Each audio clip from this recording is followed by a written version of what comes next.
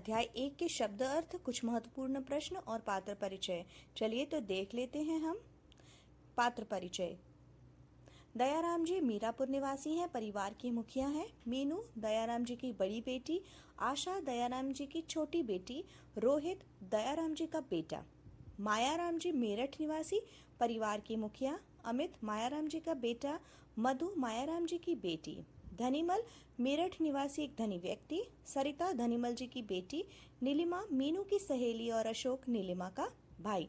ये प्रथम अध्याय में आने वाले कुछ पात्र थे।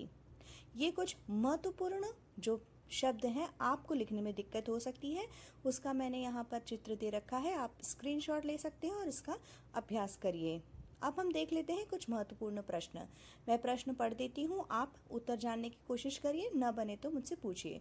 दूसरे ही क्षण मीनू उसके सामने आ गई और खुशी से उसके हाथ चूम लिए। अरे मीनू, आज तो बहुत प्रसन्न दिखाई दे रही हो, क्या बात है? नीलिमा ने पूछा।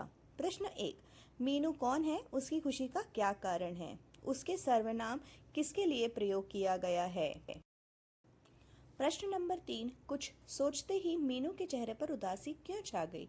प्रश्न नंबर 4, हीन भावना से दुखी मीनू प्रसन्न कैसे हो गई? प्रश्न नंबर 5 और महत्वपूर्ण प्रश्न, मीनू की चारित्रिक विशेषताओं का उल्लेख करिए।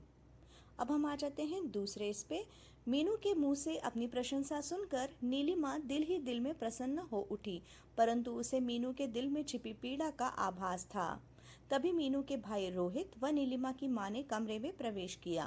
प्रश्न नंबर 1, मीनू ने नीलिमा की प्रशंसा किस तरह की थी? नंबर 2, मीनू के दिल में छिपी पीड़ा को समझाकर लिखिए। प्रश्न नंबर 3, आभास का अर्थ बताइए।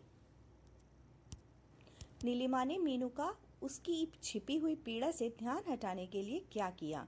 प्रश्न नंबर 4, मीनू के भाई और नीलिमा की मां के कमरे में प्रवेश होते ही वातावरण में किस प्रकार का परिवर्तन आ गया? प्रश्न नंबर 5, मीनू प्रसन्न चित्त भागी भागी अपने घर क्यों चली गई? समझाकर लिखिए। ये प्रश्न बहुत ही आसान थे, इसके उत्तर आसानी से आप कर पाएंगे। यदि न बने तो कमेंट सेक्शन में ज़रूर लिखिए। नमस्कार।